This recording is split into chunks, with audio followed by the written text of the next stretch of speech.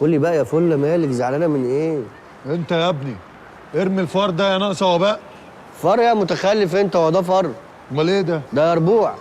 يربوع ده جبته امتى ده؟ اليربوع اللي فات. طب سيبك بقى من الهبل دوت وخش على النت شوف لنا شغل بدل الزهق اللي احنا فيه ده. الباقه خلصت.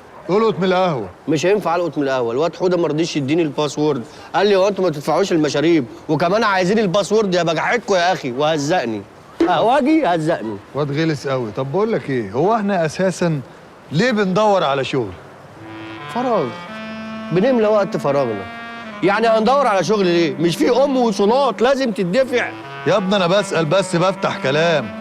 خد بقى المفيد.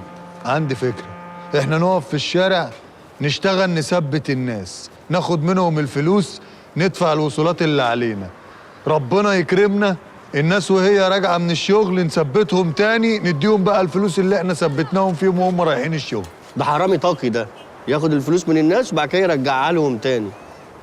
شغلانه التثبيت دي عايزه علقه قلبها جامد. طيب ما احنا قلبنا يفوت في الحديد. لا يا عم، انا اخاف نتمسك ياكلونا علقه، ده نتمسك في الوصولات وما اتمسكش في سرقه بالاكراه. علقة ايه يا ابني؟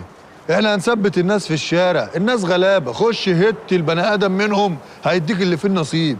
الله، هي اول مره دي يا ابني؟ اول مره، واحنا اتعرفنا على بعض في الحجز يعني ولا ايه؟ خلاص انت بقيت هايف قوي، انما انا بقى قلب ميت وهثبت الناس، ولو شفتك في حته هثبتك. وانا لو شفتك في حته هبلغ عنك. طب هشك بقى بالارنب اللي انت. طب خد بقى الارنب ده بقى.